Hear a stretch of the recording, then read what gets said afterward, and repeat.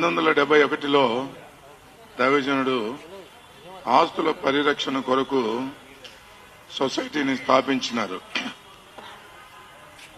The society of trustees of indigenous churches in India 114/1971 అని. నేను కూడా 45 సంవత్సరాలుగా ప్రభుని అంగీకరించి దేవుని చేత పిలువబడి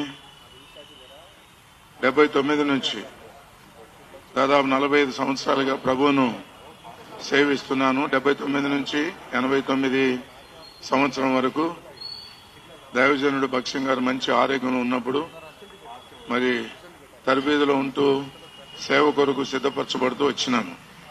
నా పక్కన ఉన్న జాన్ సుబ్బారెడ్డి గారు కూడా ఇంకా అధికమైనటువంటి సంవత్సరాలు 50 సంవత్సరాల పైన, అట్లనే ఇక్కడ ప్రక్కన కూర్చున్నటువంటి సౌడు కృపావరం గారు, ఆయన 50 సంవత్సరాల పైన భక్సింగ్ గారి తోటి జతపని వారిగా ఉంటూ వస్తుంటున్నారు.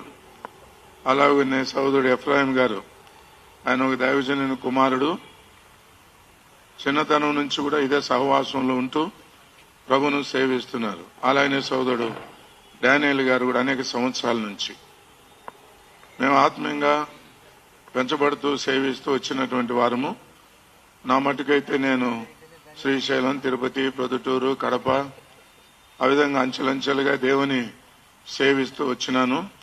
ఆ తర్వాత భక్సింగ్ గారి తర్వాత ఉన్నటువంటి ఆయన స్థానంలోని ఫిలిప్ గారి దైవజనులు మిగిలినటువంటి సీనియర్స్ కలిసి 2013 సంవత్సరంలో నన్ను హెబ్రోన్లో రెసిడెన్షియల్ గార్డ్ సర్వెంట్గా అపాయింట్ చేసినారు. అప్పటి నుంచి నేను అక్కడనే ఉండి ప్రభు సేవ చేస్తుంటున్నాను. దానికి సంబంధించిన Aadhaar card, voter ID, gas connection, ఇతరమైన ఆధారాలన్నీ కూడా ఉంటూ వచ్చినవి. అందరికీ తెలిసినటువంటి విధానంలో మరి సొసైటీ తరఫున ఒక బాడీ, ఆ తర్వాత ట్రస్ట్కు మధ్యలో అనేకమైన లీగల్ లిటిగేషన్స్ ఉంటూ వస్తున్నవి. ఈ మధ్య కాలంలో మరి అకస్మాత్తుగా ఒక MOU రాసుకున్నారు. 30వ తారీఖు ఆగస్టు 2024లో సొసైటీ ట్రస్ట్ అనేటువంటి భేదములు ప్రక్కన పెట్టేసి ఆత్మీయంగా అందరం కలిసి హెబ్రోన్ తరఫున సేవ చేద్దామని చెప్పి రాసుకున్నారు. అయితే అది లీగల్గా దానికి ఎటువంటి వాల్యూ అనేటువంటిది లేదు. ఆ తర్వాత చూస్తూ వచ్చినట్లయితే మరి కొన్ని కేసెస్ కూడా జరుగుతూ వచ్చినవి. తర్వాత 2024లో హైకోర్టులో రిట్ పిటిషన్ 14075 అనేది వేయబడింది. సొసైటీ ట్రస్ట్ వాళ్ళు వేసుకున్నటువంటి కేసు. అయితే క్రిస్మస్ కు ముందుగా వాళ్ళు జడ్జి గారిని రిక్వెస్ట్ చేసినారు, క్రిస్మస్, జనవరి పండుగలు మేము కలిసి చేసుకుంటామని. అయితే జడ్జి గారు మరి వారు చెప్పినటువంటి మాటలను నమ్మి క్రిస్మస్, జనవరి వరకు కలిసి మీరు చేసుకోండి, డిస్టర్బెన్స్ లేకుండా అని ఒక ఆర్డర్ ఇచ్చినారు. అది అయిపోయింది. అయితే ఇప్పుడు వాళ్ళు ఏమని చెప్తుంటున్నారంటే, ఈ ఆర్డర్ మాకు ఎప్పటి కొరకు ఇచ్చినారు, మమ్మల్ని కలిసి చేసుకోమని అబద్ధాలు చెప్తూ ఉంటున్నారు. ఈ విధంగా వారంతకు వాళ్ళు కలిసి మేము పరిచర్య చేసుకుంటామని కోర్టు విషయంలో తప్పుడు సమాచారం ఇవ్వడం ద్వారా అది కంటెంప్ట్ ఆఫ్ కోర్టు అవుతున్నది, కోర్టు ధిక్కారణ కింద. అదే సమయంలో Christian minority finance corporation chairman గా ఉన్నటువంటి దీపక్ జాన్ గారు ఈ విషయంలో ముందుకొచ్చి వాళ్ళు వీళ్ళు కలిసి పని చేసుకుంటారు అని చెప్పి నన్ను గవర్నమెంట్ తరఫున అపాయింట్ చేసినారని చెప్పినారు. దానికి ఏ విధమైనటువంటి ఆధారం అనేటువంటిది లేనే లేదు. కనుక ఇప్పుడు చూస్తూ వచ్చినట్లయితే దీని కొరకు వారిని అపాయింట్ చేసినట్లు తను ఓరల్ గా చెప్తూ వచ్చినప్పటికీ అయితే రిటర్న్ గా ఏ విధమైనటువంటి ఆధారం అనేది లేదు. ఇప్పుడు ఒక విషయం ముందుకు తీసుకుని వచ్చేది ఏమిటంటే, ఇప్పుడు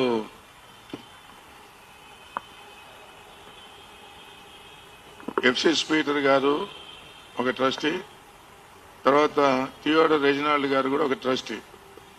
వారు మా మధ్యలో కేసెస్ వేస్తూ వచ్చినారు.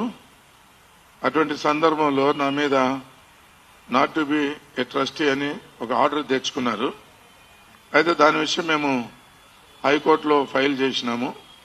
చేసిన వెంటనే హైకోర్టు వారు ఒక ఆర్డర్ ఇచ్చినారు. వాళ్ళు ఇచ్చినటువంటి ఆర్డర్ను మరి వెకేట్ చేసినట్లు కానీ కాదు, కానీ టెంపరీలీ దట్ వాజ్ సస్పెండెడ్. కాబట్టి నేను ట్రస్టీగానే కొనసాగుతూ ఉంటున్నాను.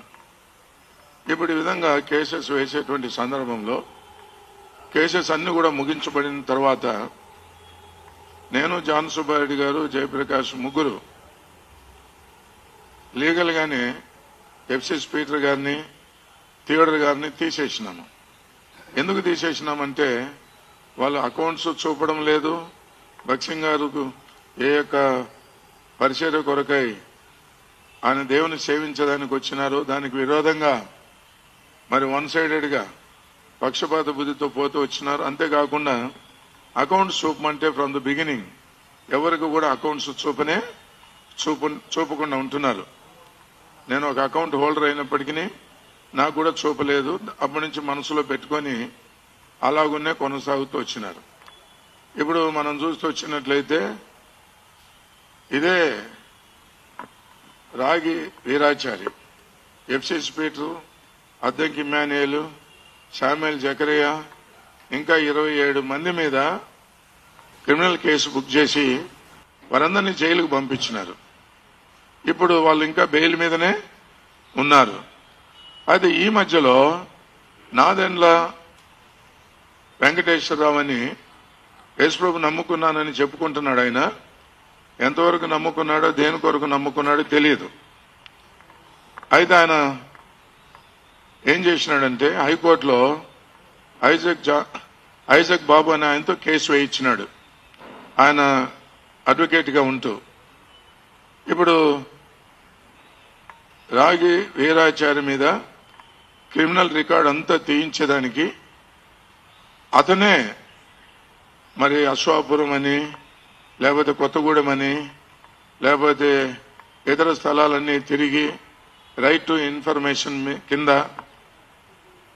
అప్లై చేసినాడు. దాని గురించినటువంటి సమాచారం తెచ్చుకున్నాడు.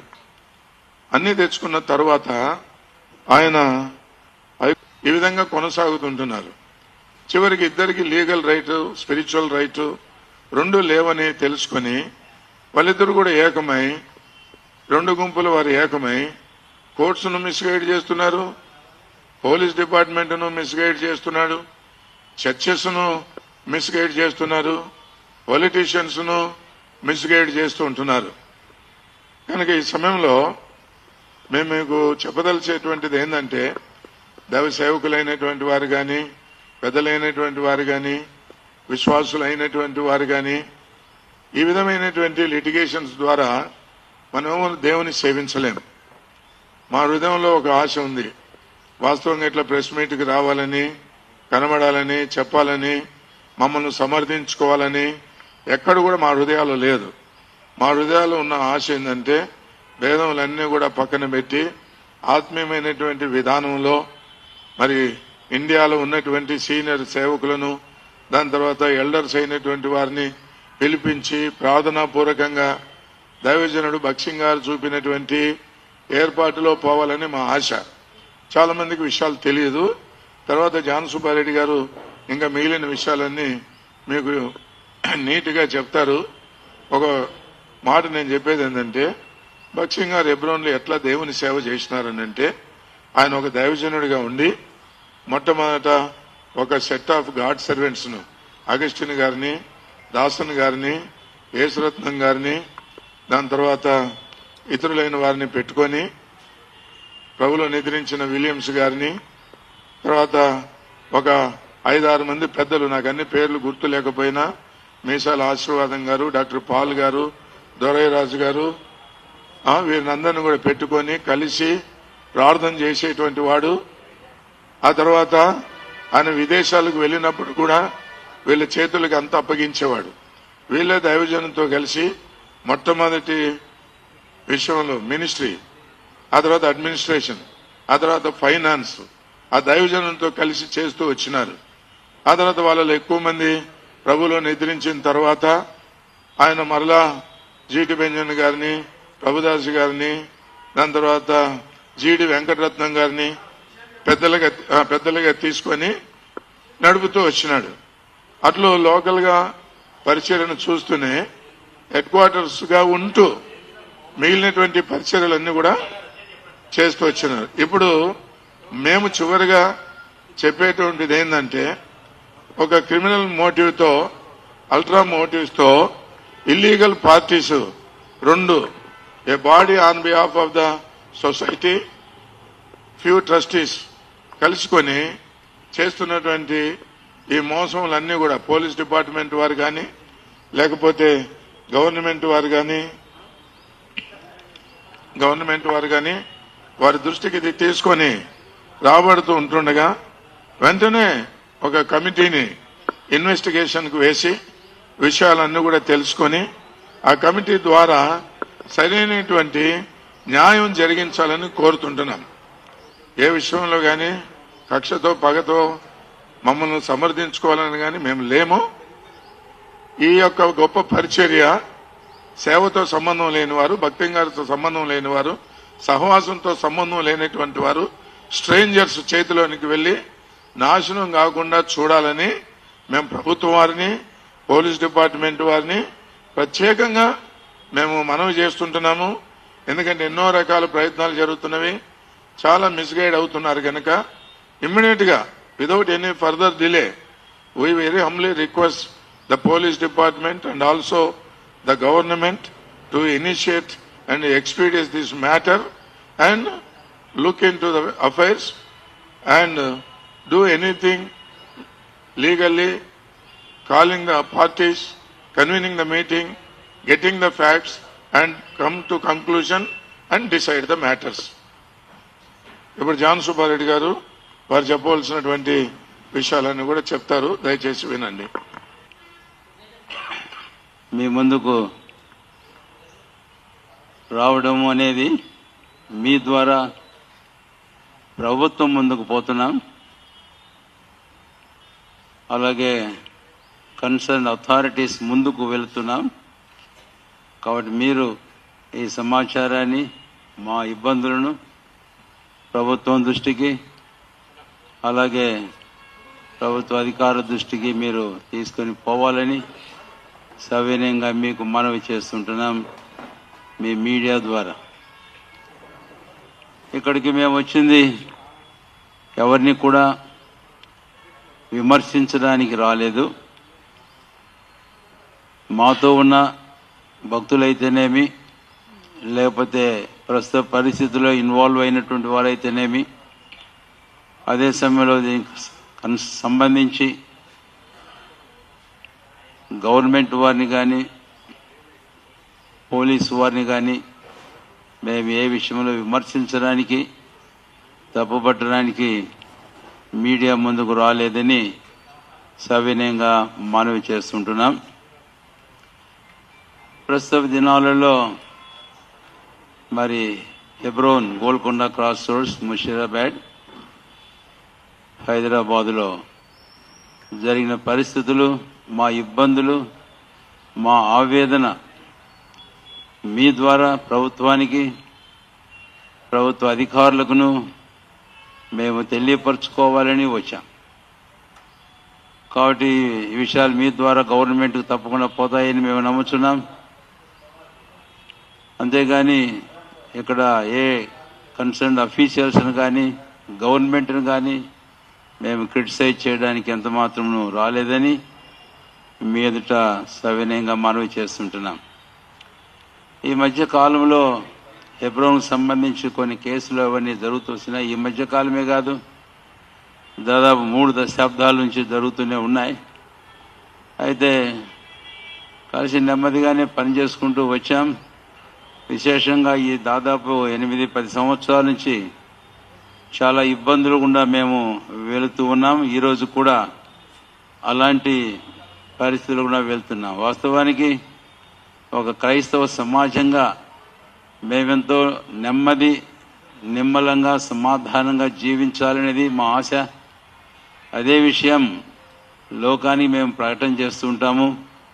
అయితే అలాంటి ఆశయం కలిగిన మా జీవితాలలో, మా హెబ్రోన్ చర్చిలో, అంతేకాకుండా దీనికి సంబంధించిన స్థానిక సంఘాలలో ఈరోజు ఎంతో అలజడి, కలవరం మేము ఎదుర్కోవలసిన పరిస్థితులు వచ్చినాయని మీకు మనవి చేసి తెలియపరుచుకుంటూ ఉన్నాం. ఈ విషయాల గురించి మేము అర్థం చేసుకున్నది ఏమిటి అనంటే, కొంతమంది ఇక్కడ స్థానిక డివోటీస్ ఉన్నారు, భక్తులు. స్థానిక అంటే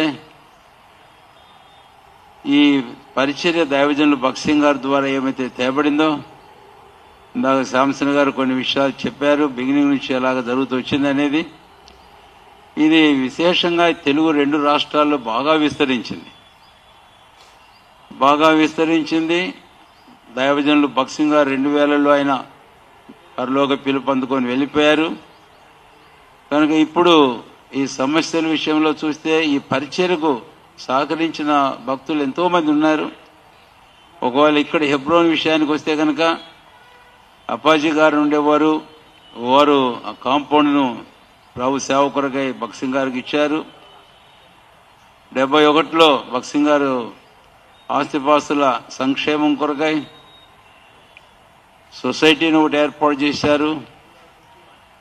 ఆ తర్వాత హెర్మోన్ కాంపౌండ్ విషయానికి వస్తే అది దాదాపుగా 72-73 ఆ ప్రాంతాల్లో అది కొన్నారు భక్సింగ్ గారు. అది కూడా సొసైటీ పేరుని రిజిస్టర్ చేశారు. అయితే ఈ ప్రాపర్టీస్ అనే విషయానికి వస్తేనండి, ఇవంతా భక్తుల సమర్పణలు, కానుకలు. విశేషంగా హెబ్రోన్ హైదరాబాద్ విషయానికి వస్తే, హెబ్రోన్ హైదరాబాద్లో ఎవరైతే సంఘం భక్తులని వారు కూడతారో వారు ప్రతి ఆదివారం వారి రాబడిలోంచి దేవుడు నేర్పించిన ప్రకారం కానుకలు ఇవన్నీ సమర్పిస్తుంటారు. అటు వారి త్యాగపూరితమైన సమర్పణ కానుకల ద్వారా హెర్మోన్ కాంపౌండ్ కూడా కొనడం జరిగింది. తర్వాత పరిచర్యలు అలాగూ హెర్మోన్ కాంపౌండ్లో జరుగుతూ వచ్చాయి. వాస్తవంగా హెబ్రోన్ కాంపౌండ్ అన్ని మీటింగ్లు అక్కడ జరుగుతాయి. మాకు ఆదివారం అక్కడే జరుగుతుంది.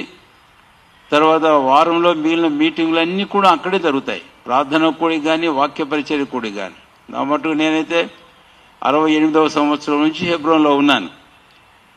ఆ 1968వ సంవత్సరం నుంచి 69లో బాప్తిసం తీసుకున్న తర్వాత జనవరి 9వ తారీఖు, ఆ తర్వాత 7 సంవత్సరాలు అక్కడ తర్ఫీదులో తెలుసు మాకు. ఊరికి నేను చెప్పడం లేదు. హెర్మోన్ కాంపౌండ్ కొన్న తర్వాత అక్కడ కన్స్ట్రక్షన్ అది జరిగింది. అయితే ఇది లివింగ్ క్వార్టర్స్, ఎందుకు గాడ్ సర్వెంట్స్ కోసం దాని మీద కూడా ఉంది, dedicated to God servants for the glory of God అని చెప్పి రాసి కూడా పెట్టారు అక్కడ బోర్డు. అంతేగాని అది చర్చి గ్యాదరింగ్ కోసం కాదు, లేకపోతే చర్చి మీటింగ్ ప్లేస్ కోసం అని కాదు. కాన్వకేషన్లు జరుగుతాయి మాకు సంవత్సరం కోసం. దానికోసం అక్కడ ఖాళీ స్థలం వాడుకునేవారం. అయితే ఈ మధ్య కాలంలో హెబ్రోన్ కొంచెం ఇరుగ్గా ఉందన్న తలంపుతుంది. ఆదివారాలు అక్కడ కూడాం తప్ప వారు కూడికలు ఖచ్చితంగా హెబ్రోన్లో జరిగేవి. అయితే ఈ దినాల్లో కొంతమంది హెబ్రోను అడ్మినిస్ట్రేటివ్ బ్లాక్, ఇది ప్రేయర్స్ చర్చ్ ఇక్కడ కాదు, హెర్మోన్ కాంపౌండ్లో అంటారు. ఇదేం వింతో మాకు అర్థం కావడం లేదు. కాబట్టి అదేమాత్రం సరైంది కాదు. అయితే ఇప్పుడు హెబ్రోన్లో ఈ మధ్య వరకు కూడా ప్రేయర్స్ జరుగుతూనే వచ్చాయి. కనుక మా సబ్మిషన్ ఏంటంటే, హెబ్రోన్ భక్సింగ్ గారు డెడికేట్ చేశారు కనుక ఆ పర్పస్ అనేది అక్కడ జరుగుతుండాలి. ఆదివారం ఎక్కువ మంది వస్తారు కాబట్టి హెర్మోన్ కాంపౌండ్లో కూడతాం, అది విషయం. ఆ తర్వాత మిగిలిన ప్రాపర్టీస్ విషయానికి వస్తే ఈ 2 తెలుగు రాష్ట్రాల్లో చాలా ప్రాపర్టీస్ ఉన్నాయి. అయితే అవన్నీ ఎక్కడి నుంచి వచ్చినాయండి? అవన్నీ కూడా ఆయా ప్రాంతాల్లో స్థానికంగా దేవుని ప్రజలైన వారు సమర్పించుకున్నటువంటి త్యాగపూరితమైన కానుకల ద్వారా అవి సంపాదించబడ్డాయి. ఇక్కడ మేము దేవుని సేవకులం కూర్చున్నాం. దేవజనులు భక్సింగ్ గారు మమ్మల్ని పలు ప్రాంతాలకు పంపించారు. ఆయా ప్రాంతాల్లో సేవ చేశాం. తర్వాత భక్తులు ఆయా స్థానిక సంఘాల్లో భక్తుల యొక్క సహకారంతో వారి సమర్పణతో స్థలాలు కొన్నాం, మందిరాలు కట్టడం జరిగింది. ఎన్నో స్థానిక సంఘాలు ఎంతో ఆస్తులు ఉన్నాయి. అయితే భక్సింగ్ గారు పెట్టిన సొసైటీ పేరు రిజిస్టర్ చేశాం. ఆ తర్వాత ట్రస్ట్ ఏదో పెట్టారు, దాని పేరు రిజిస్టర్ చేశాం. ఈరోజు ఇక్కడ మేము సొసైటీ లేకపోతే మేము ట్రస్ట్ అని చెప్పేసేసి ఇక్కడ స్థానిక మరి హెబ్రోన్ చర్చ్ భక్తుల మీద మీరు ఉంటే ఉండండి, పోతే పోండి అని ఒక మాట వాడుతున్నారండి.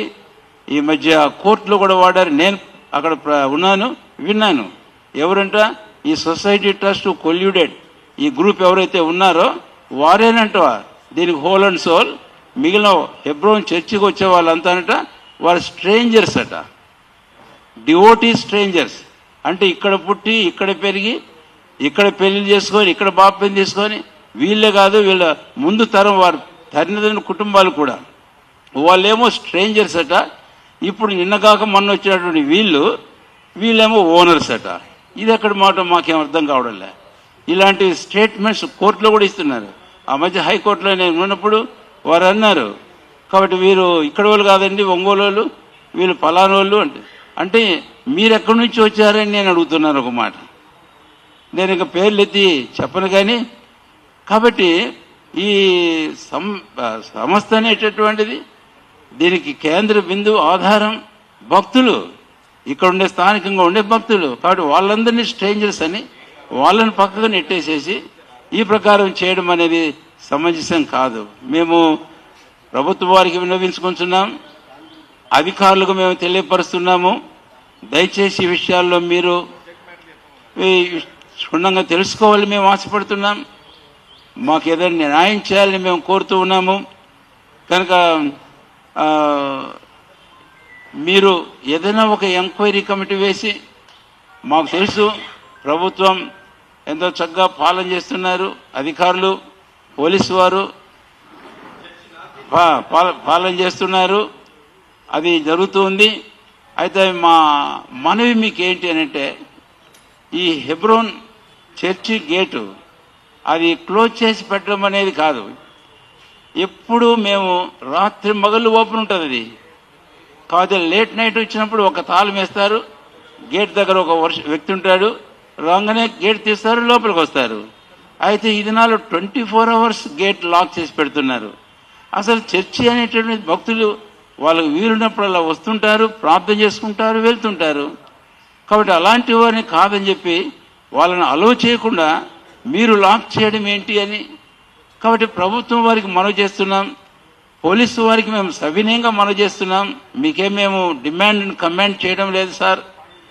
దయచేసి మా మనవి విని ఏం జరుగుతుందనే సంగతి మీరు చూడండి. ఒక చిన్న కుటుంబంలో ఒక చిన్న ఇంట్లో ఏదైనా సమస్యలు వస్తే మీరు ఎంతగా జోక్యం చేసుకుంటున్నారో కదా. తర్వాత మీరు వారి క్షేమం కొరకే ప్రయాసపడి వారి సమస్యలు పరిష్కారం చూపి ఒక కుటుంబాన్ని మీరు చక్కగా దిద్దుతున్నారు కదండి. ఇంత విస్తారమైన క్రైస్తవ సంఘం హెబ్రోన్ కేంద్రంగా ప్రపంచమంతా ఉన్నాయి. ఈ 2 తెలుగు రాష్ట్రాల్లో విస్తారమైన ప్రాపర్టీస్ ఆస్తిపాస్తులు ఉన్నాయి, మా సమస్యలు ఉన్నాయి. మేము మీకు మనవి చేస్తుంటున్నాము, దయచేసి మీరు జోక్యం చేసుకోవాలని మీకు మనవి చేస్తున్నాం.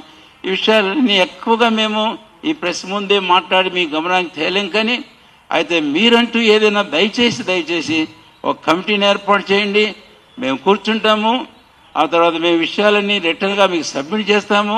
మీరు ఏది న్యాయమని మీకు తోస్తుందో న్యాయం చేయండి. మేమేమి మాకు ఫేవర్ చేయమని అడగడం లేదు. అయితే జస్టిస్ హెబ్రోన్ స్థానిక సంఘానికి జస్టిస్ చేయమని అడుగుతున్నాం. అంతేకాకుండా ఇమీడియట్గా మీరు దయచేసి జోక్యం చేసుకొని హెబ్రోన్ కాంపౌండ్ గేట్ క్లాక్ 1 కాదు 2, 3 వేశారు. కాబట్టి దయచేసి అవి తెరిపించండి. అది మేము అడుగుతున్నాం, అది మీకు పెద్ద పని కాదండి మీకు.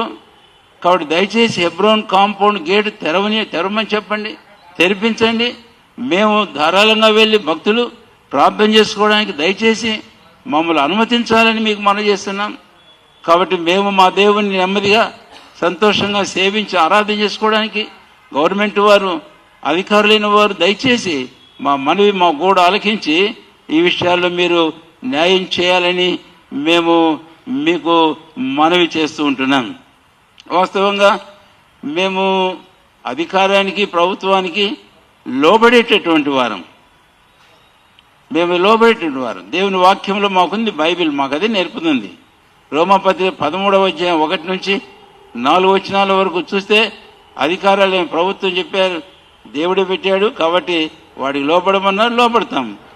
అయితే మేము లోబడడం అనేది దయచేసి అది వేరేగా తీసుకోకుండా మాకు న్యాయం చేయాలని మీకు మనవి చేస్తుంటున్నాము. మీరు త్వరగా దయచేసి ఈ 2-3 విషయాలు మళ్ళీ జ్ఞాపం చేస్తున్నాను. ఇమ్మీడియట్గా హెబ్రోన్ చర్చి కాంపౌండ్ గేటు మీరు తెరిపించాలని మనవి చేస్తున్నాం. ఆ తర్వాత మీరు ఇంకా నిజానిజాలు తెలుసుకోవడానికి ఒక కమిటీ వేయాలని మేము కోరుతున్నాం. కాబట్టి అది త్వరగా చేయాలని కోరుతున్నాం. మేము కూర్చుంటాము, అందరినీ పిలవండి, మీరు ఎట్లా చేస్తారో మీ విధి విధానాల ప్రకారం మీరు చేయాలని మనం చేస్తున్నాము. తర్వాత మా సబ్మిషన్స్ అని రిటర్న్గా కూడా మేము ఇస్తాం. Out of all such submission ఏవి న్యాయమో ఏది చట్టరీత్యా ఉందో అది మాకు చేయాలని మాత్రమే మేము మనవి చేస్తున్నాము. దీని ద్వారా ఇక్కడ హెబ్రోన్ హైదరాబాద్లో సంఘాలకే కాదు, ఈ 2 తెలుగు రాష్ట్రాల్లో వ్యాప్తంగా ఉన్న స్థానిక చర్చెస్ సంఘాలకు ఎంతో న్యాయం జరగాలని మేము ఆశపడుతున్నాం. కాబట్టి దయచేసి మా మనవులు మీరు విని మా పక్షంగా మీరు కొంత చర్య తీసుకోవాలని మనం త్వరితంగా ఆలస్యం చేయకుండా, అందుకంటే ఆలస్యం చేసుకోదు ఇంకా మేము ఎంతో నష్టపడతామని మీకు తెలియపరచుకుంటున్నాం. ఆ విషయాల్లో దయచేసి మా పక్షంగా సంఘ క్షేమం కొరకై క్రైస్తవ సమాజం నెమ్మదిగా హైదరాబాద్ సిటీలో మాకు ఎన్నో బ్రాంచెస్ ఉన్నాయి, అందరూ మేము నెమ్మదిగా సేవ చేసుకునే దానికి మాకు వీలు కల్పించాలని ప్రభుత్వం వారిని మేము కోరుతున్నాం, అధికారులు మేము కోరుతున్నాం. ఈ మీడియా వారికి అదే మనవి చేస్తూ మీ ద్వారా ఈ విషయం ప్రభుత్వానికి పోతుందని మేము నమ్ముతున్నాం. మీ ఛాయశక్తి లేకుండా దయచేసి మీరు చేయవలసింది మా పక్షంగా కూడా చేయాలని మీకందరికీ మనవి చేస్తుంటున్నాం. నమస్కారం అండి. ఇక్కడ ఈ పత్రికా సమావేశానికి వచ్చినటువంటి మీడియా మిత్రులందరికీ, అలాగే హైదరాబాద్ జంట నగరాల్లో ఉన్నటువంటి చర్చ్ లీడర్స్కి, పెద్దలకు, మరి హెబ్రోన్ చర్చిలో ఉన్నటువంటి దైవజనులకు అందరికీ కూడా వందనాలు తెలియజేస్తా ఉన్నాను. అందరికీ తెలిసిన విషయమే, గత 23వ తారీఖున మధ్యాహ్నం పూట హెబ్రోన్ చర్చి మీద దాడి జరగటం జరిగింది. ఆ దాడిలో గేట్ తాళాలు పగలగొట్టడమే కాకుండా లోపలికి చాలామంది ప్రవేశించి అనేక మంది మీద దాడి చేయటము, మ్యాన్ హ్యాండిల్ చేయటము, గాయపరచటము జరిగిందని తెలిసింది. ఈ సందర్భంగా అందరినీ బాధపరిచే విషయం ఏంటంటే, మన ఎక్స్ ఎమ్మెల్సీ గారు, ప్రియతమ నాయకులు, వారి మీద కూడా, రాజేశ్వరరావు గారి మీద కూడా దాడి జరిగిందని, వారిని కూడా మ్యాన్ హ్యాండిల్ చేశారని చెప్పి తెలిసింది. ఈ మ్యాన్ హ్యాండిల్ చేయటం ఎందుకంటే ఆయన హెబ్రోన్ చర్చి మెంబరు కూడా. అక్కడ ఇంతకు ముందు ఆయన ఈ హెబ్రోన్ చర్చిలో ఉన్నటువంటి వివాదాన్ని పరిష్కరించడానికి ప్రయత్నించినటువంటి వారు. అలాంటి వారి మీద దాడి చేయటం అనేది చాలా బాధాకరమైన విషయం. ఎవరు దాడి చేశారనేది పోలీసులు తెలుసుకోవాలి. అయితే ఈ దాడి జరగటాన్ని ఒక ప్రజానాయకుడి మీద, ఒక హెబ్రోన్ చర్చి మెంబర్ అయినటువంటి ఆయన మీద, మరి ముఖ్యంగా ఆ సమస్యను సాల్వ్ చేద్దామని ప్రయత్నిస్తున్నటువంటి వారి మీద ఇలాంటి దాడి చేయటం అనేది మేమందరం ఏకకంఠంతో దాన్ని ఖండిస్తున్నాము. పోలీసులు ఈ విషయంలో చొరవ తీసుకొని ఎవరైతే దాడి చేశారో వారి మీద చట్ట ప్రకారం చర్యలు తీసుకోవాలని చెప్పేసి మేము ఈ పత్రికా ముఖంగా, ఈ ప్రెస్ మీట్ ముఖంగా పోలీసులను కోరుతూ ఉన్నాము. ఎందుకంటే తెలంగాణ పోలీస్ ఎప్పుడు కూడా చాలా సక్రియమైన పోలీసుగా భారతదేశం మొత్తంలో పేరుంది. వాళ్ళు తప్పకుండా ఈ దాడిలో ఎవరెవరైతే దీంట్లో అగ్రెసర్స్ ఉన్నారో, అంటే ఎక్యూజ్డ్ ఉన్నారో, ఎవరైతే ఈ దాడి చేసి అట్లా రాజేశ్వరరావు గారిని కానివ్వండి, ఇంకా మిగిలిన వాళ్ళని కానివ్వండి గాయపరిచారో, వాళ్ళందరినీ గుర్తించి వారి మీద తగు చట్టపరమైనటువంటి చర్యలు తీసుకోవాలని చెప్పేసి పోలీస్ అడ్మినిస్ట్రేషన్ కూడా మేము కోరటం జరుగుతుంది. అంతేకాకుండా ఈ సందర్భంగా హెబ్రోన్ చర్చిలో ఉన్నటువంటి 2 లేకపోతే ఎన్ని గ్రూపులు ఉన్నాయో వాళ్ళందరికీ కూడా రిక్వెస్ట్ చేయటం ఏంటంటే మీరు అందరూ కలిసి సమస్యను సామరస్యంగా ప్రేమతో సమాధానంగా దాన్ని సాల్వ్ చేయడానికి ప్రయత్నిస్తే బాగుంటుంది. అది అనేక మంది భక్తుల హృదయాలను కలిసివేస్తున్నటువంటి ఒక మహా భక్తుడు భక్త్ సింగ్ గారు స్థాపించినటువంటి ఈ సంఘం ఈరోజు ఈ రకంగా ఉండటమంటే అది మా అందరికీ కూడా క్రైస్తవ లోకానికి ముఖ్యంగా ఈ హైదరాబాదు, సికింద్రాబాదు, తెలంగాణ అంతేకాకుండా ఆంధ్రప్రదేశ్లో ఈ చుట్టుపక్కల అనేక బ్రాంచ్లు ఉన్నాయి. వాళ్ళందరికీ కూడా క్రైస్తవ లోకానికి ఎంతో బాధాకరమైన విషయం. ఈ విషయంలో తప్పకుండా ఈ ప్రాబ్లం సాల్వ్ అవుతుందని కోరుతూ ఉన్నాం. పోలీసులు దీంట్లో తగిన చర్య తీసుకోవాలని కోరుతూ మిమ్మల్ని అందరినీ పత్రికాముఖంగా వేడుకుంటున్నాం. Thank you very much.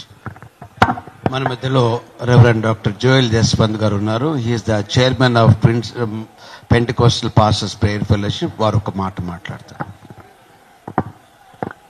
పత్రికా మిత్రులకు నమస్కారం. ఇటీవల జరిగినటువంటి దాడి ఏదైతే మోహన్ బాబు గారు, డీజీ గారు చెప్పారో, మామ డీజీ గారు, దాన్ని మేము స్ట్రాంగ్గా కండెమ్ చేస్తున్నాము.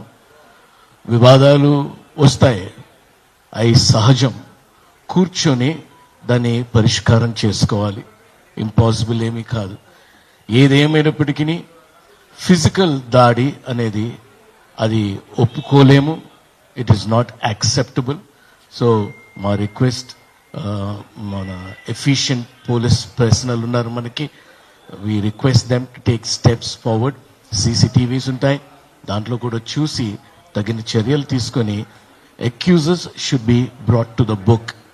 అండ్ అవర్ అడ్వైస్ అన్ని వర్గాలకు కూడా కూర్చొని దీన్ని చక్కగా సామరస్యంగా ఒక ఏవికి తీసుకొచ్చి, ఒకవేళ అవసరమైతే మేమందరం కూడా వస్తాం, ఉపవాస ప్రార్థన చేద్దాం.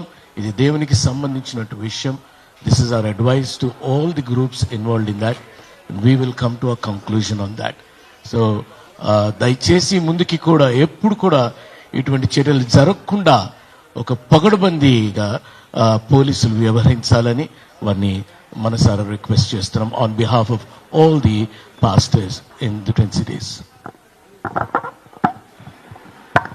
ఓకే, ఇప్పుడు మన మధ్యలో director Church of Christ Ministries Shri Edward Rose గారు ఉన్నారు. Reverend doctor Edward Rose. వారు 2 మాటలు మాట్లాడతారు. పత్రికా మిత్రులందరికీ, మీడియా మిత్రులందరికీ నమస్కారం అండి. ఒక సమస్య ఇక్కడ మనం ఇప్పటి వరకు వింటూ ఉన్నాము. జరిగిన విషయం గురించి ఖండిస్తూ మాట్లాడుతున్నారు సంఘ నాయకులు, పెద్దలు. ఇది చాలా విచారకరమైన ఒక సంఘటన. దాడి అన్నది ఏ పరిస్థితుల్లోనూ కూడాను జరగకూడదు. మరి ముఖ్యంగా చర్చెస్లో పరిచర్య జరుగుతున్న స్థలాల్లో అసలే జరగకూడదు. మా బోధలకి అది చాలా విరోధం. ఏవైనా డిఫరెన్సెస్ ఉంటే let us undo the differences with a dialogue. అంతేగాని మ్యాన్ హ్యాండ్లింగ్ కానీ ఇలాంటివి ఏం జరగడానికి వీల్లేదు. దాని గురించి సంఘీభావం తెలియపరుస్తూ, విచారాన్ని వ్యక్తపరుస్తూ ఇక్కడికి మేము వచ్చి ఉన్నాం. ఫ్యూచర్లో కూడాను ఏ విషయమైన రీతిలో మేము ఇవి ఇలా జరగకుండా ఉండాలని ప్రార్థన చేసి వారు ఉన్నామని తెలియపరచడానికి వచ్చాను. Thank you. చివరిగా మరి ఈ సమస్య గురించి మేము మాట్లాడుకున్నది ఏంటంటే, సమస్యలు రాక తప్పవు. ఏ సమస్య వచ్చినా కూడా అక్రాస్ ద టేబుల్ చర్చించుకోవాలి. ఇంతకుముందు మా జోయల్ జస్వంత్ గారు చెప్పినట్టుగా మాట్లాడుకోవాలి. మా సహాయం ఉంటే మేము సహాయం చేస్తాము. We are not for any other reason we have come here just to condemn the act of man handling against Shri D Rajeshwararao గారు, ఎక్స్ఎమ్మెల్సీ. మొట్టమొదటిది. రెండవది ఏంటనంటే, చట్టాన్ని ఎవరి చేతిలో తీసుకోవద్దు, భౌతిక దాడులకు దిగి రావద్దు. సంఘం అంటే ఒక సీక్రెట్ ప్లేస్ కాబట్టి let us maintain the sanctity of that place. అది మేము ఈ యొక్క సంఘ నాయకులుగా మేము చేసే విజ్ఞప్తి. ఇక పోలీసులు అయితే ఇంతకుముందు డీజీపీ, ఎక్స్ డీజీపీ గారు చెప్పినట్టుగా వారు చాలా ఎఫిషియెంట్ పోలీస్ మనకున్నారు. ఖచ్చితంగా వారు సక్రియంగా దీన్ని టేకప్ చేసి దీనికి ఒక లాజికల్ కంక్లూజన్ ఇస్తారని చట్టపరంగా మేము నమ్ముతూ ఉన్నాము, వారిని అప్రిషియేట్ కూడా చేస్తూ ఉన్నాము. అయితే ఒక విషయం ఏంటంటే, ఏదైనా విషయము చర్చించుకోవాలా, చట్టానికి అనుగుణంగా చట్ట పరిధిలో మనం సమస్యను పరిష్కారం చేసుకోవాలి, కానీ చట్టాన్ని చేతిలో తీసుకుని ఈ విధంగా చేయడం మంచిది కాదని మనవి చేస్తూ ఈ యొక్క సమావేశాన్ని మేము ముగిస్తూ ఉన్నాము. పాస్టర్స్గా మరి మన మధ్యలో ఉన్న హెబ్రోన్ సంఘస్థులు కూడా ఉన్నారు. మరి మాకు చాలా విషయాలు మాకు ఇంకా తెలియదు, వారైతే అక్కడే ఉన్నారు కాబట్టి they might explain even in a better way. కాబట్టి వారు ఇక్కడికి వచ్చి వారు ఎక్స్ప్లెయిన్ చేయాలని వారిని కోరుతూ ఉన్నాము. Please come and please take up the next process, next level. Thank you so much. మీ అందరికీ వందనాలు చెల్లిస్తున్నాం. Thank you so very much. ఒక ఘోరమైన విషయము 23వ తేదీ మధ్యాహ్నం 2:45 నుండి ప్రారంభమైన విషయం. ఒక రౌడీ షీటర్, అసలు మా చర్చికి సంబంధం లేని వ్యక్తి, ఆయన మీద 33 ఎఫ్ఐఆర్లు ఉన్నాయి. ఆయన ఏమంటాడంటే నేను క్లోజ్ చేయించుకున్నా అంటాడు. అది వేరే విషయం, కానీ అన్ని క్రిమినల్ కేసులలో ఉండి సుప్రీంకోర్టు ద్వారా 9 నెలలు శిక్ష ఖరారు చేయించబడ్డ వ్యక్తి. ఆయన 2021 నుంచి ఈ రోజు వరకు పరారీలో ఉంటూ ఆయన ఈజ్ ఎ డీమ్డ్ ప్రిజనర్. అలాంటి వ్యక్తి ఒక 100 నుంచి 150 మంది గూండాలు, అదే విధంగా ఒక 15-20 మంది హిజ్రాలను తీసుకొని చర్చ్ కాంపౌండ్ లోపలికి ప్రవేశించి గోడలు ఇరగొట్టి సీసీ కెమెరా DVRని తగలబెట్టి తర్వాత దాన్ని ధ్వంసం చేసి కాలబెట్టి బై ఫోర్స్గా చర్చ్ ప్రిమిసెస్ ని తన కస్టడీలో పెట్టుకుంటున్నాడు. అసలు ఈ విషయం ఏంటంటే, ఈ హెబ్రోన్ చర్చ్ 1971లా ఒక సొసైటీ స్థాపించిన బ్రదర్ బక్సింగ్ గారు, ఆయనే దీని స్థాపకుడు. ఆయనతో పాటు 7 ఉన్నారు. టోటల్ ఈ 8 మంది అందరు చనిపోయారు 2000 సంవత్సరంకి. 2017లో దొంగ రికార్డు సృష్టించుకున్నాడు ఈ రౌడీ షీటర్. చేసుకొని అందరినీ ప్రజలను మభ్యపెట్టి ఫాల్స్ కేసులు వేసి, అసలు కేసులు ఉన్నాయి, నాకు ఆర్డర్ ఉన్నదే అని ఒక వీడియో వైరల్ అవుతుంది. ఆయన మాట్లాడుతున్నది, అసలు ఆయనకి ఏం కేసు ఉంది, ఆయనకి ఏం ఆర్డర్ ఉందని ఎవరు చెక్ చేయాలి, ఏ వ్యవస్థ చెక్ చేయాలి. రెండవది మనుషుల మీద దాడి. ఈ పాస్టర్ గారు, ఇతని పేరు ఏసుపాదం గారు, ఈయనని కింద పడేసి కొట్టి ఈయనని dispossessed from his own quarters, criminal trespass చేసి డిస్పోజస్ చేసి డిస్పోజ్ చేసి కొట్టిర్రు. ఇప్పుడు దాకా ఎఫ్ఐఆర్ కాలేదు, లేదా ఏం చర్య తీసుకుర్రో మాకు తెలియదు ఇప్పుడు దాకా. అదేవిధంగా మీరు ఇప్పటిదాకా విన్నారు, పెద్దలందరూ మాట్లాడిన వాళ్ళు, చర్చెస్ ఇప్పుడు ఇక్కడ కూర్చున్న వ్యక్తులందరూ ఒక 40,000 చర్చిలకు సంబంధం ఉన్నటువంటి వ్యక్తులు. 40,000 చర్చిలకు ఎక్కడ జరిగినా కానీ ఈ 40,000 చర్చెస్ వీళ్ళు ఎంబడి ఉంటుంది. అయితే వీళ్ళంతా యావత్తు క్రైస్తవ సమాజం ముక్త ఖండం చేసేది ఏంటంటే, ఇట్లాంటి చర్య జరిగినప్పుడు దీనికి ఏ సొసైటీలో బతుకుతున్నాం మనం? ఇప్పుడు మనకు ఒకవేళ DVR ధ్వంసం చేసిండొచ్చు. మీకు గోల్కొండ చౌరస్తా హెబ్రోన్ చర్చ్ ముందర CCTVలు లేవా? మన ICC కమాండ్ కంట్రోల్ సెంటర్ ఏషియాలోనే మంచి మోడర్నైజ్డ్ పోలీస్ సెంటర్ కాదా? అందులో మీరు చెక్ చేయలేరా? మీకు దొరకదా? ఆమంత్రన్ హోటల్ నుంచి 70 మంది ఆడోళ్ళు ఎట్లొచ్చిండ్రు, ఎట్లా మంది గుండాలు వచ్చిండ్రు, వీళ్ళందరూ వస్తే రేపటికి సొసైటీలో గుండాయిజమే వెళ్తుంది కదా. సొసైటీలో మనకు ఏముంటది? మాకు వేరే ఒక కామన్ మ్యాన్ కి సొసైటీలో ప్రొటెక్షన్ ఏముంటది? ఎవడు 200 మందిని తెచ్చుకుంటే వాందే రాజ్యం అంటే సివిల్ వార్ వచ్చేస్తుంది కదా. ఇట్లయితే ఎట్లా మరి? సంఘాల మీద దాడి జరిగితే ఎట్లా? అసలు నీకు ఆ వ్యక్తి ఎవరైతే ప్రవేశించి లాకేసుకుంటుండో ఆయనకు ఈ చర్చికి ఏ సంబంధం ఉందని ఆయన నిరూపిస్తే నేను క్షమాపణ చెప్పి ఇక జీవితంలో ఎప్పుడు ఆయన జోలికి పోను. ఇంత దుర్మార్గమైన విషయం జరుగుతుంటే క్రైస్తవ సమాజాన్ని ఎవరు పట్టించుకునే వాళ్ళే లేరా? మా ప్రశ్న ఇది. మాకు వస్తున్న ప్రశ్న. రాత్రులు నిద్రలు ఉంటలేవు, తిననీకి తిండి లేదు. మమ్మల్ని కూర్చొనికి మా చర్చిలో ప్రవేశించి సంబంధం లేని వ్యక్తులు ఇరగొట్టేస్తే దాని సంబంధం ఏమనంటే రెండు విషయాలు. ఒక సొసైటీ, ఒక ట్రస్ట్ కలిసిపోయిందంటు. ట్రస్ట్ లో 3 భాగాలు ఉన్నాయి సార్. సొసైటీ ఒక ఫేక్ సొసైటీ, ఒరిజినల్ సొసైటీలో అందరు చచ్చిపోయినారు. ఎవరు ఎంక్వైరీ చేయాలా? ప్రభుత్వం ఎంక్వైరీ చేయాలా లేదా సార్? అసలు ఏంది నిజం నిగ్గు తేల్చాలనా తేల్చొద్దా? అసలు నిజం ఏందన్నా తెలుసుకోవాలనా? ఒక కమిటీ వేయాలనా? ఎక్స్ఎమ్మెల్సీ రాజేశ్వరరావు అనే వ్యక్తి మా చర్చి సభ్యుడండి, ఆయన మా సంఘస్థుడు. ఆయన మీద దాడి జరిగితే మా మీద దాడి జరిగిన నేనున్నా అక్కడ స్పాట్లో విట్నెస్. మమ్మల్ని దౌర్జన్యంగా బయటికి పంపించి వీళ్ళ బిలాంగింగ్స్ కాల్ చేసిర్రు, ఇతని బిలాంగింగ్స్ కాల్ చేసిర్రు. ఈయన పాస్టర్ గారు స్థాపకంతో ఉన్నాడు, జాన్ స్టీవర్ట్ గారు, ఈయనను పంపించేసిర్రు. ఈయన పేరు ఎఫ్రాయిం రిచర్డ్, ఈయనను కొట్టిండ్రు, కింద పడేసి కొట్టిర్రు. ఒక 78 ఏండ్ల ముసలాయనని బి శామ్యుల్ ఆయన లేవనేని పరిస్థితులు ఉన్నాడు ఇప్పటికి. ఈ రోజుకి అసలు మమ్మల్ని అడుగుతలేరు ఏం జరిగిందని, అడుగుతలేరు. మీరు అదే సెలబ్రిటీకి జరిగిందనుకోండి, అల్లు అర్జున్ కేసులో 10,000 కెమెరాల నుంచి తీసిండంట. మాకొద్దు సార్, ఆమంత్రణ నోటాల నుంచి ఎబ్రోన్ చర్చ్ వరకు ఏం జరిగిందో తీయండి. తీయరా? మాకు న్యాయం జరగదా? అసలు ఎవరిది నువ్వు ఎట్లా కబ్జా పెడుతున్నావు? చర్చిని కబ్జా పెట్టడం ఏంది సార్? కోర్టులో ఉన్న మంచి ప్రశ్న వేసిండ్రు. గవర్నమెంట్ ఏమిచ్చిందంటే కోర్టుల సంబంధం లేని థర్డ్ పార్టీలు కోర్టు కేసు వేసుకుంటుర్రు. ఈ సొసైటీకి థర్డ్ పార్టీలకు సంబంధం లేదని ఇచ్చేసింది గవర్నమెంట్, ఇచ్చింది.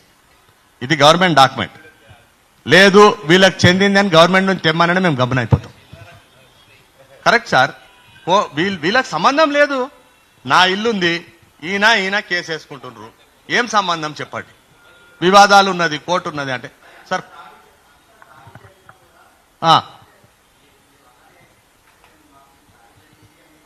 అవును, అదే మాకు అర్థమైతలేదు. ఎవరు ఆ పెద్దవాళ్ళు? ఎందుకంటే దీపక్ జాన్ అనే వ్యక్తి వచ్చిండు. వచ్చి ఏమంటుండు, 20 ఏండ్ల నుంచి వివాదం ఉండే ట్రస్ట్ సొసైటీ మీద సెటిల్ అయింది. ఈయనకి 20 ఏండ్లని ఎవరు చెప్పిండ్రు? 20 ఏండ్లని ఎవరు చెప్పిండ్రు? ఈయనకి ఏ కాయిదాలు తెప్పింది? దీపక్ జాన్ అనే వ్యక్తిని నేను కలిసిన, ఆయన ఆఫీస్కి పోయి మొత్తం సెట్ ఆఫ్ పేపర్స్ ఇచ్చిన. ఆయన సైన్ చేసిన అక్నాలెడ్జ్మెంట్ లెటర్ ఉంది మా దగ్గర. ఏమన్నాడు? 2 నెలల క్రితము నేను లీగల్ ఒపీనియన్ తీసుకొని మీ దగ్గరకు వస్తా. ఆయన తీసుకున్న లీగల్ ఒపీనియన్ ఏంది?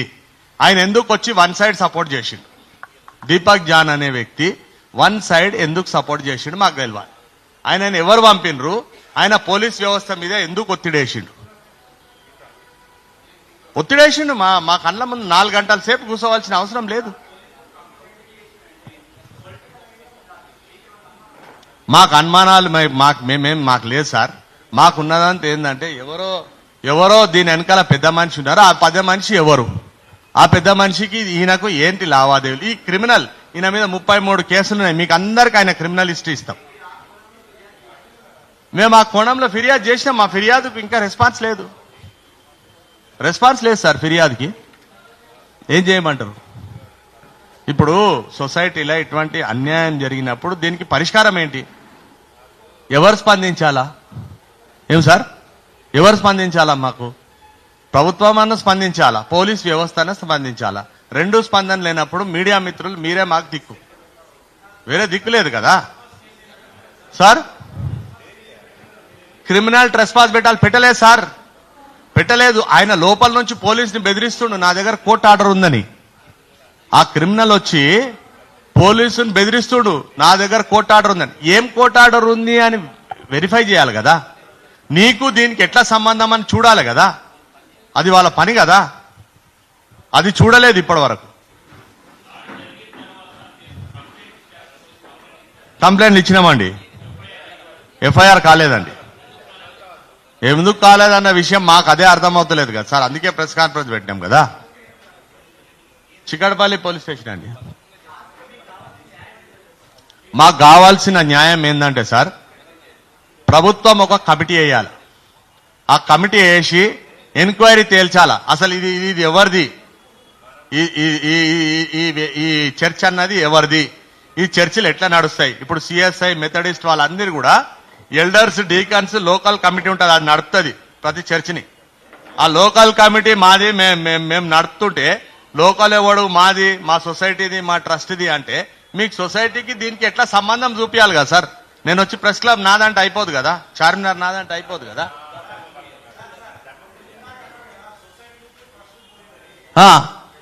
నేను అనలేదు సొసైటీ నుంచి ట్రస్ట్కి పోయిందని ఎవరు అంటలేరు. ఒక్క నిమిషం ఇంకో వ్యక్తి చెప్పండి. ఆస్తుల విలువ 400-500 కోట్లు ఉంటుంది. ఒక్క నిమిషం ఈయన పీటర్ గారు మాట్లాడతారు. దయచేసి మీడియా మిత్రులకు శుభములు తెలియజేస్తూ చెప్పేది ఏంటంటే, మీరు అడిగిన ప్రశ్నకు సొసైటీ ఉన్నదా అంటే, సొసైటీ ఒరిజినల్గా ఉన్న సొసైటీ ఉన్నది.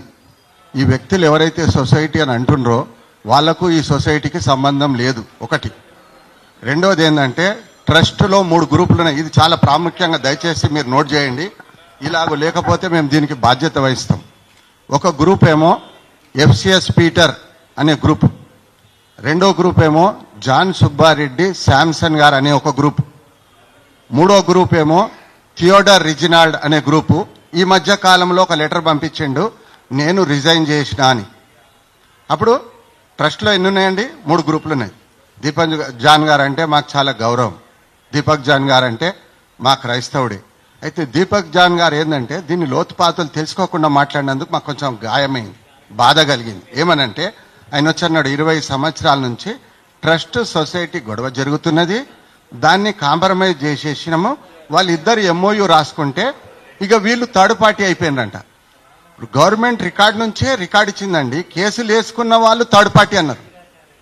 ప్రభుత్వం ఇచ్చిన reply from register of societies, society ఇచ్చిన రిపోర్ట్ ఏంటంటే, కేసులు వేసుకున్న వారు థర్డ్ పార్టీస్. అంటే ఇప్పుడు నా ప్రాపర్టీ అయితే వీళ్ళిద్దరు కేసులు వేసుకునొచ్చు. నా పక్క కూర్చున్న వారు అడ్వకేట్ గౌరవనీయులు, వారికి చట్టం తెలుసు. ఈ రాగి వీరాచారి ఈయన పేరు. ఈయన ఒక సూట్ వేసిండు, ఆ సూట్ నంబర్ 999. ఈ 999 ఫుల్ ట్రయల్ జరిగి సుప్రీంకోర్టు డైరెక్షన్ ఇస్తే దాంట్లో ఈయన కేసు డిస్మిస్ అయింది. డిస్మిస్ అయి ఈయనకు సంబంధమే లేదని ఇచ్చింది. దాంట్లో రాస్తూ వాళ్ళు ఏమన్నారంటే, ఈ ఆస్తులు కానీ ఈ సొసైటీ కానీ ట్రస్టుకు మార్చబడలేదు అన్నారు. చాలా ప్రాముఖ్యమైన విషయం. అయితే సార్ని ఒకసారి అడుగుదాము. ఒకసారి ఒక సూటు ఫుల్ ట్రయల్ అయినాక ఆయన మళ్ళీ ఏం చేసిండంటే, దీన్ని కప్పిపెట్టి ఒక ఇంజంక్షన్ సూట్ వేసుకుండు. ఇంజంక్షన్ సూట్ వేసుకుంటే ఆయన పొజిషన్లో ఉండాలి, ఆయన లేడు. అయితే ఇంజంక్షన్ సూట్ వేసుకొని స్టే ఆర్డర్ ఇంజంక్షన్ తెచ్చుకొని నాకు స్టే ఆర్డర్ ఉందని పోలీసు వాళ్ళని కూడా మబ్బు పెడుతుండు. సార్ దీనికి రిప్లై ఇస్తారు. అడ్వకేట్ గారు ఒక్క నిమిషం చెప్పండి. అందరికీ వందనాలు. ఇప్పుడు మన ఇది బ్రదర్ అడిగినట్టు, ఒకసారి ఇది సూట్ డిస్మిస్ అయిన తర్వాత మళ్ళీ అదే కాజ్ ఆఫ్ యాక్షన్ ఇది అంటే సీనియర్ కోర్టులో సుప్రీంకోర్టులో కేసు డిస్మిస్ అయిన తర్వాత సేమ్ కాజ్ ఆఫ్ యాక్షన్ ని జూనియర్ కోర్టులో మళ్ళీ మెన్షన్ చేయడానికి ఉండదు. కానీ ఇతను ఆ సీనియర్ కోర్టులో డిస్మిస్ అయిన ఇది వివరాలు ఏది కూడా జూనియర్ కోర్టులో మెన్షన్ చేయకుండా ఇంజంక్షన్ ఆర్డర్ తీసుకున్నాడు. ఇప్పుడు మనకి ఇంజంక్షన్ ఆర్డర్ అంటే మినిమమ్ ఎవరైతే పొజిషన్ లో ఉంటారో ఇంజంక్షన్ అనేది పర్ఫెక్చువల్ ఇంజంక్షన్ ఉంటుంది, రిస్ట్రైన్. ఇప్పుడు అతను పొజిషన్ లో లేడు, అతను పొజిషన్ లో లేకుండా ఇంజంక్షన్ అడగడమే తప్పు. అది మెయిన్ అసలు కాజ్ ఆఫ్ యాక్షన్ తప్పు అది. మరి అక్కడ కోర్టు వారికి ఇది నెక్స్ట్ ఇప్పుడు రిటర్న్ స్టేట్మెంట్ కౌంటర్లో, ఎందుకంటే మనకు ఫ్యాక్ట్స్ అని క్లియర్ గా సీసీ కెమెరాస్ ఉన్నాయి మనకు. ఆ సీసీ కెమెరా ద్వారా ఇప్పుడు ఎక్స్రో అక్కడ గోల్కొండ చౌరస్తా నుంచి పెప్రోన్ చర్చి వరకు వెళ్ళే అన్ని వివరాలు కూడా సీసీ కెమెరాలో క్యాప్చర్ అవుతుంది. సరే, ఏదైనా వాళ్ళు వచ్చేసి మ్యాన్ హ్యాండ్లింగ్ చేయడం కరెక్ట్ కాదు. ఏదైనా కోర్టు నుంచి ఎవిక్షన్ ఆర్డర్ తేవాల్సి ఉంటుంది. ఎవిక్షన్ ఆర్డర్ తేకుండా, లేకుంటే లాక్ అండ్ బ్రేక్ ఏది ఆర్డర్ తేకుండా బలవంతంగా ఇది ఇదంటే రౌడీ షీటర్ గా ఉండి వేరే వాళ్ళని తీసుకొని రావడము, అన్యులని చర్చిలకు తీసుకురావాల్సిన అవసరం లేదు. ఏదైనా కోర్టు బెయిలిఫ్ రావాల్సి ఉంటుంది అంతే తప్ప కొంతమంది ఇది అంటే కిరాయికి వాళ్ళని తీసుకురావడం అది కరెక్టే కాదు. ఇప్పుడు వాళ్ళ పైన కఠినంగా లోకల్ పోలీస్ స్టేషన్ ఎఫ్ఐఆర్ అవ్వకపోతే అక్కడ సిపికి కంప్లైంట్ ఇవ్వచ్చు, డీజీపీకి కంప్లైంట్ ఇవ్వచ్చు, లేదా మనం ప్రైవేట్ కంప్లైంట్ కూడా ఫైల్ చేసుకోవచ్చు. మనం ఆ ప్రైవేట్ కంప్లైంట్ ద్వారా అవన్నీ కూడా ఇది ఇప్పుడు ఉన్న టెక్నాలజీ ప్రకారము ప్రతి ఒక్కరు ఎక్కడ ఉన్నారు, ఏ టైంకి ఏ దగ్గర నుంచి బయలుదేరారు అనే వివరాలు అన్ని కూడా బయలుదేరుతాయి. కాబట్టి ఒక ఇది జ్యుడిషియల్ ఎంక్వైరీ కానీ పోలీస్ ఎంక్వైరీ చేస్తే వివరాలన్నీ కూడా బయటికి వస్తాయి. అప్పుడు వాళ్ళ పైన ఖచ్చితంగా ఇది పనిష్మెంట్ ఉంటుంది. వాళ్ళైతే నేరం చేసిన వారు తప్పించుకోలేరు.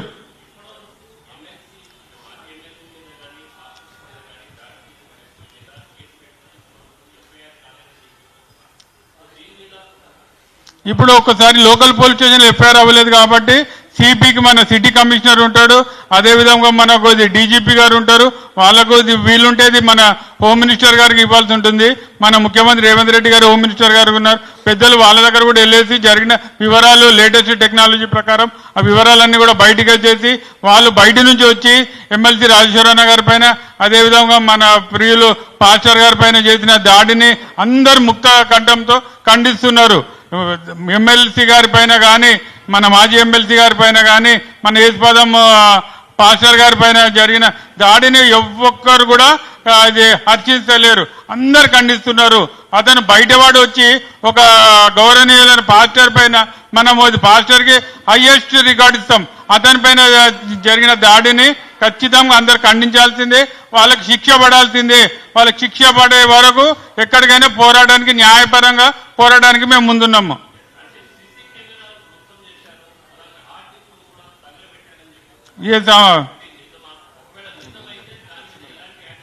ఇప్పుడు మన ఇది బ్రదర్ ఆ రోజు చర్చిలు ఉన్నారు, దానికి సమాధానం ఇస్తాడు.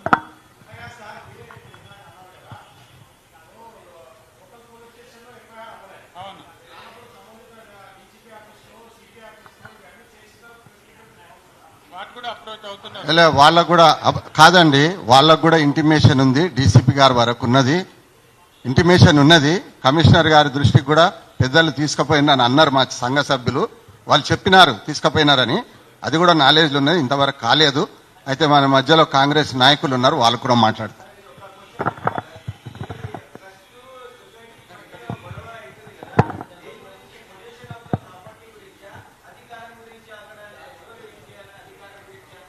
ట్రస్ట్ సొసైటీ వాళ్ళు ఏంటంటే అండి, అది కేవలము ప్రభుత్వానికి లెక్క అప్పగించాలి. చర్చిలో ఉన్న పాస్టర్లు, లోకల్గా ఉన్న వాళ్ళు మేమే పొజిషన్లు ఉన్నాం. మేము కాదు, మేము లోకల్, అక్కడ లోకల్ ఒరిజినల్ సొసైటీ వాళ్ళం మేము. అవును, కోర్టు ఆర్డర్లు ఎందుకు ఉంటుందండి? పొజిషన్లు ఉంటే మీ ఇంట్లో ఉంటే కోర్టు ఆర్డర్ ఉంటుందా? మా దగ్గర మేము చర్చిలో అక్కడ బ్యాప్టిజం తీసుకున్న సర్టిఫికేట్లు ఉన్నాయి కదా.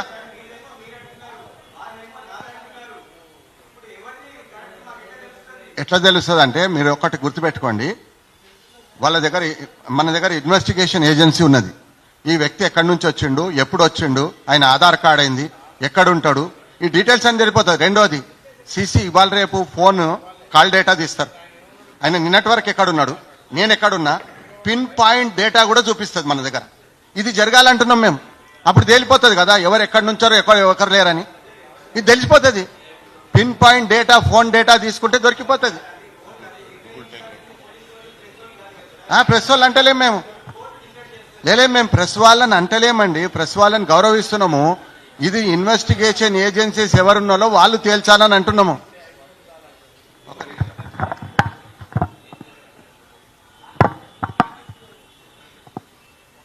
గుడ్ ఆఫ్టర్నూన్ అండి ప్రెస్ పాత్రికేయులకి.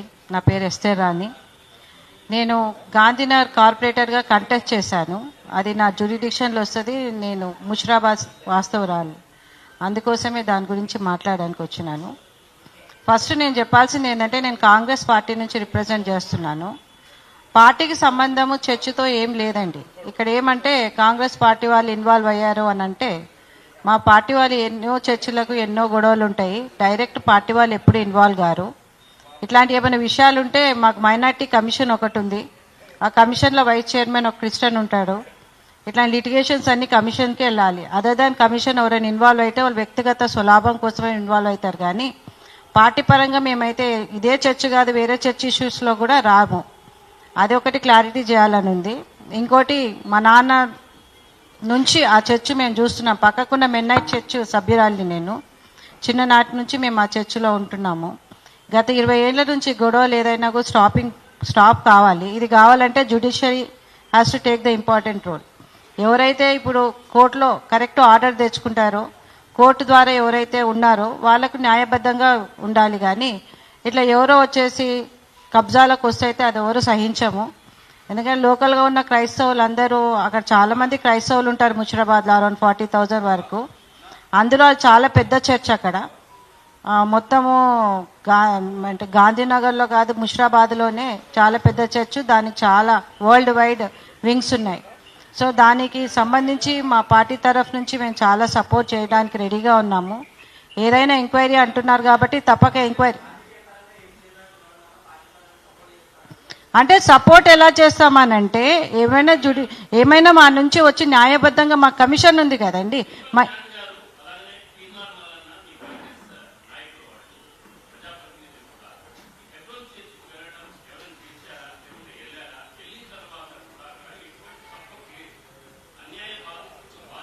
బహుశా దీపక్ జాన్ గారిని ఇట్లా పిలిచారు.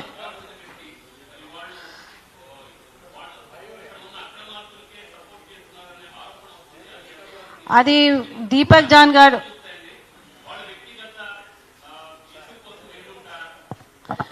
జనరల్ గా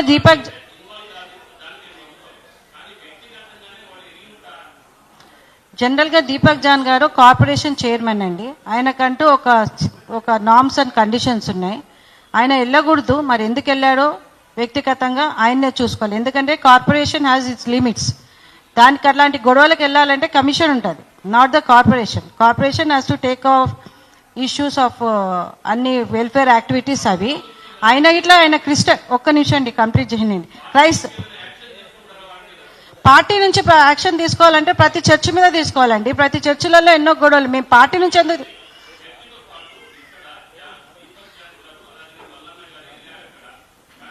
మల్లన్న గారండి, కరెక్ట్ అండి, దీపక్ జాన్ గారి మల్లన్న సార్ పార్టీ తరఫున యాక్షన్ తీసుకోవాలంటే దీపక్ జాన్ వచ్చి క్రైస్తవుడు, క్రిస్టియన్. ఆయన ఎవరు పిలిచారు, ఎందుకు వెళ్ళారు అనేది మనకు తెలియదు. దాని గురించి మేము చెప్తాము, ఎవరికంటే మా అధ్యక్ష వారికి చెప్తాము. రెండోది మల్లన్న గారు, ఆయన ఆల్రెడీ సోషల్ మీడియాలో ఉన్నారు, ఎవరైనా అప్రోచ్ అయి ఉంటారు. డైరెక్ట్గా వాళ్ళు ఇన్వాల్వ్ అయ్యి డైరెక్ట్గా పార్టీకి ఉన్నారంటే దాని తగు చర్యలు అయితే తీసుకుంటారు పార్టీ. కానీ ఐ థింక్ అట్లా ఏమి వాళ్ళు ఉండరని. పార్టీ బదలాం కావడానికి అదే నేను క్లారిటీ ఇస్తానండి. మా పార్టీ వ్యక్తిగతంగా డైరెక్ట్గా ఏ చర్చలకు ఉండదు. పార్టీలో అక్కడ ఉన్న వాళ్ళు ఏమైనా ఉంటే అది కూడా వాళ్ళు లోకల్స్ కాదు, ఇచ్చిన ఇద్దరు వాళ్ళు లోకల్ లీడర్స్ మేము ఉన్నాం కదండి. నేను వెళ్ళానా, నేను లోకల్ లీడర్ కంటెస్టెడ్ కార్పొరేటర్ అక్కడ. నా పేరు ఎస్ఐ రాణి. మా నాన్నగారు భక్త సింగ్ గారు ఉన్నప్పుడు ఆ లిస్టులో, ట్రస్ట్ లిస్టులో మా నాన్న వన్ ఆఫ్ ద సిగ్నేటరీ. మేమున్నామా? అట్లానే అక్కడ చాలా మంది లోకల్ లీడర్స్ ఉన్నారు, కాంగ్రెస్ వాళ్ళు. మేమున్నామా? అది ఎలా వచ్చిందో ఏడు సందర్భంగా ఒకవేళ ఆయన కార్పొరేషన్ చైర్మన్ అయ్యండి, ఆయన లిమిట్స్ ఉండే, మరి ఎందుకు అలా వచ్చాడో తెలీదు. ఆయనతో క్లారిటీ తీసుకోవాల్సి వచ్చింది. నేను మా అధ్యక్ష వాళ్ళకు చెప్తాను. సో అది నేను అనేది ఏంటంటే, హెబ్రోన్ చర్చ్ అనేది చిన్న చర్చ్ కాదండి, చాలా పెద్ద వ్యవస్థ అది. ఆ వ్యవస్థతోని మాకు ఇప్పుడు ఒక చర్చిలో అందరు ఓటర్స్ ఉంటారండి. మేము ఒక ఓటర్స్కే, ఒక పార్టీకే మేము కంటెంట్ అయి ఉండము. వ్యక్తిగతంగా ఎవరైనా పర్సనల్గా ఇన్ఫ్లుయెన్స్ అయి తీసుకునేది వ్యక్తిగతం వరకే, మా పార్టీకి సంబంధం లేదు. పార్టీ నుంచి మేము ఎవరం సపోర్ట్ చేయట్లేము. పార్టీ నుంచి జనరల్ సపోర్ట్ ఉంటుంది. ఏదైనా వాళ్ళు వచ్చి మన మినిస్టర్లన్నా ఎవరినైనా కొంచెం సాయం చేయండి అని అంటే జనరల్గా అక్కడ ఉన్న కన్సర్న్ వాళ్ళకు అప్పచెప్తారు, కొంచెం ఏదో మీ ఇష్యూ అంటా చూసుకోండి అని. అప్పుడు న్యాయబద్ధంగానే చేస్తాం, కానీ ఒకరికి సపోర్ట్ చేయడం అనేది అయితే ఉండదు. ఎందుకంటే మాకు అందరూ కావాలి. ఒక చర్చిలో ఆల్ పార్టీ పీపుల్ వస్తారు కాబట్టి మేము ఆల్ పార్టీకే ఉంటాం.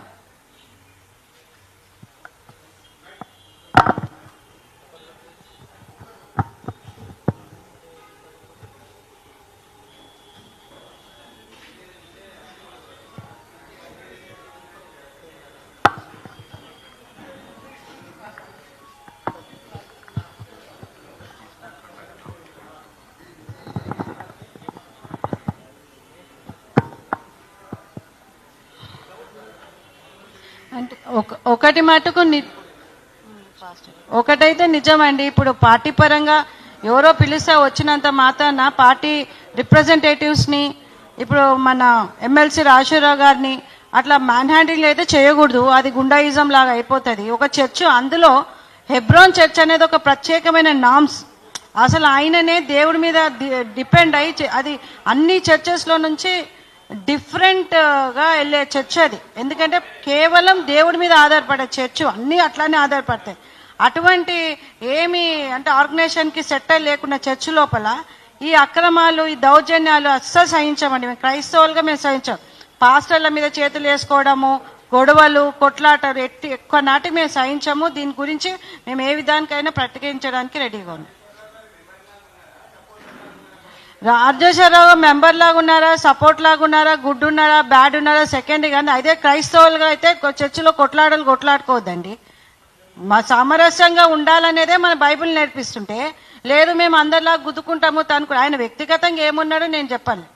ఆయన ఉండొచ్చు, యాంటీ ఉండొచ్చు, గుడ్ ఉండొచ్చు, బ్యాడ్ ఉండొచ్చు, ఆయన వ్యక్తిగతం. కానీ చేతులు వేసుకోవడం ఎందుకు? మనము జ్యుడిషియరీ ఉంది ఇక్కడ, మనకు ఒక సిస్టమ్ ఉంది. అన్ని చర్చలలో గొడవలు అయినట్టు ఇక్కడ గొడవలు అయినప్పుడు దెర్ ఇస్ అ సిస్టమ్, కాబట్టి సిస్టంలో ఫాలో కమ్మంటున్నాం. ఇట్లా దౌర్జన్యాలు చేసుకుంటా గుండాయిజం చేసుకుంటా పోతే ఏందది?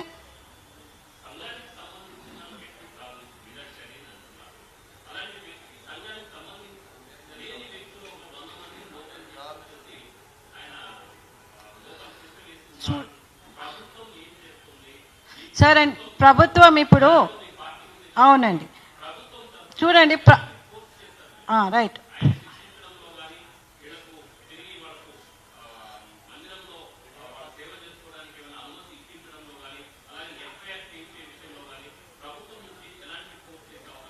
సార్, ప్రభుత్వం నుంచి అయితే మేము 100% సపోర్ట్ చేస్తాం, న్యాయంగా ఉంటాయి. అయితే ఇప్పుడు వీరాచార్య అక్కడ లోకలా నాన్ లోకలా, అక్కడ సభ్యుడు గారా అనేది వీళ్ళైతే చర్చకి వెళ్ళే వాళ్ళు చెప్తున్నారు. వాళ్ళు చెప్పినప్పుడు మేము దాన్ని దృష్టికి తీసుకుపోతాం. మేము ఆల్రెడీ డిఎస్పీకి తీసుకెళ్తాము. ఇప్పుడే మొన్ననే ఇష్యూ అయింది కాబట్టి నిన్నటి నుంచి చర్చలు నడుస్తున్నాయి. ఒకవేళ ఆయనలో వీరాచార్య దగ్గర తప్పు ఉంటే definitely has to move away. అదైతే ఎట్లాగో మన త్రూ కోర్టు ఎక్కడి నుంచి అయితే మనమైతే తీసుకుంటాం.